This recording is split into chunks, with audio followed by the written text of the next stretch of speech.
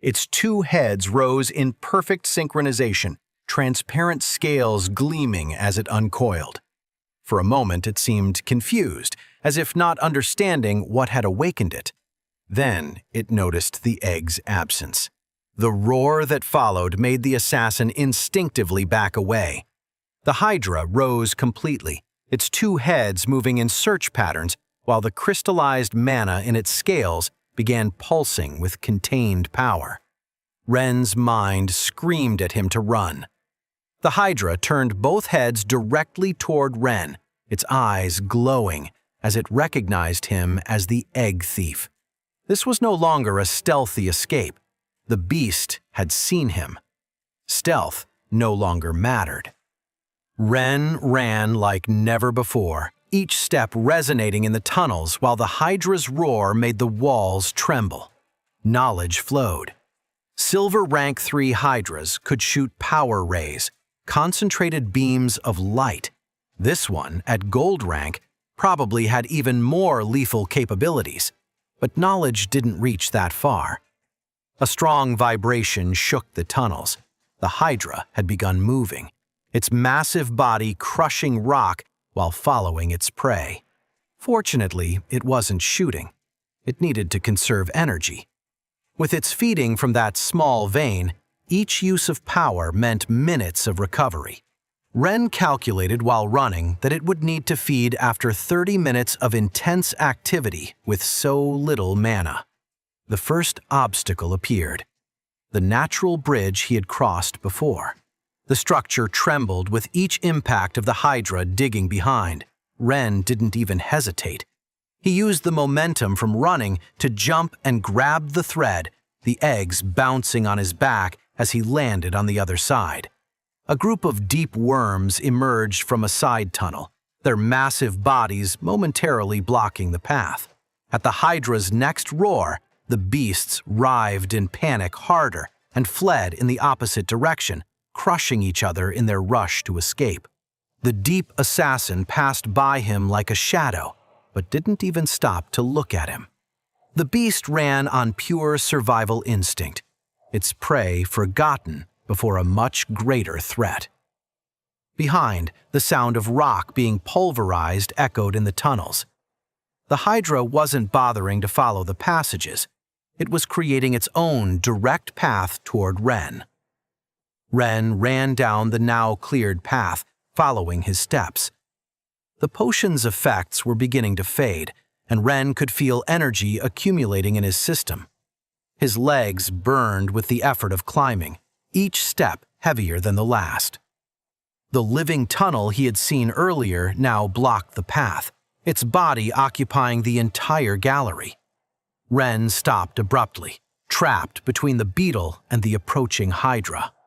Ren wanted to scream in frustration, but it would be dangerous if the beetle confused him with a bug for a moment and stomped on him. So he had to position himself and strike hard with his feet in a unique rhythm of the living tunnel species that suggests danger. But Ren was light, so the vibration didn't convey enough urgency. The beast turned slowly. The sound of pulverized rock approached. One of the hydra's heads appeared in the tunnel, its scales gleaming threateningly. The beetle finally sensed the danger and began turning quickly, but it was too late. The hydra was too close. Ren could see mana concentrating in its throat. It was considering using a ray. The living tunnel moved faster to back away, creating a small opening. Ren lunged for the space, but his foot slipped. He fell to his knees just as the hydra fired. The ray passed over his head, impacting the living tunnel. The beast collapsed, split in two, its shell smoking. The hydra paused for a moment, its breathing heavier. That attack had cost valuable energy.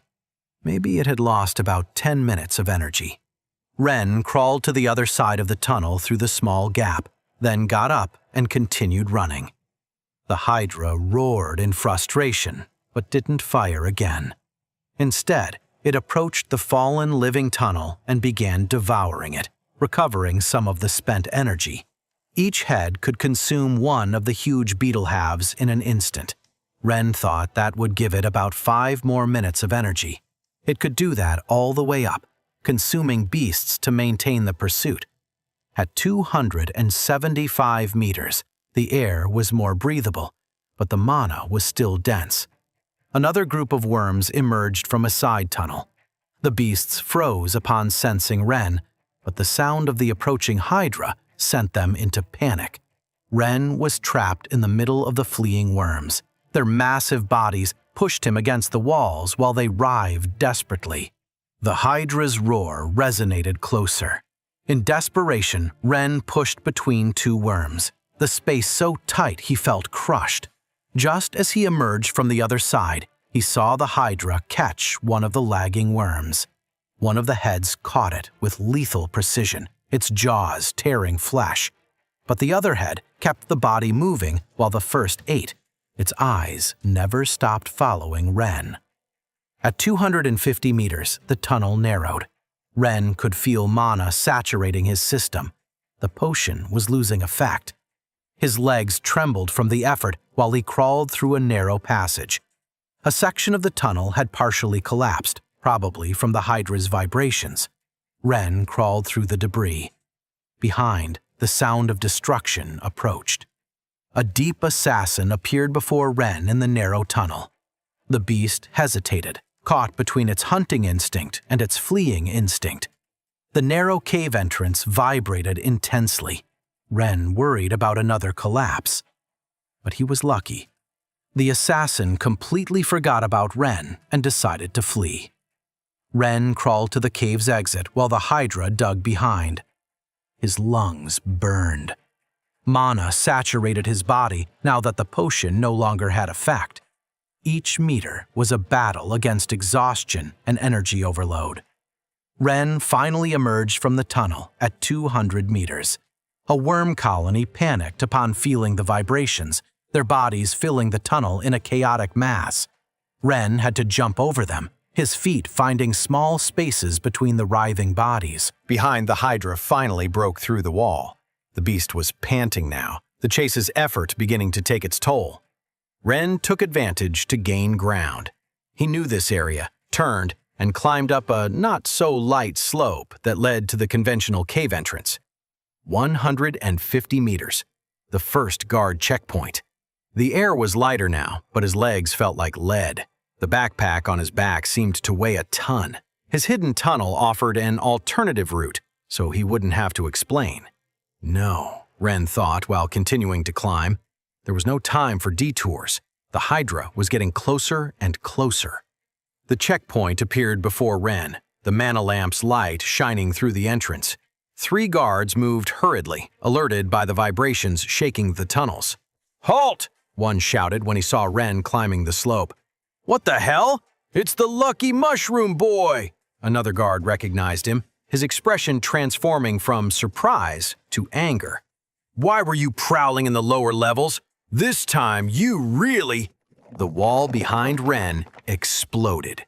The hydra emerged from the dust like a nightmare made real, its 2 heads covered in blood from the beasts it had devoured along the way. Wait, that's not the end. You've just had a free taste. Now get the full story on the Pocket FM app, link in description. Check out our next video and playlist, and don't forget to like, share, and subscribe.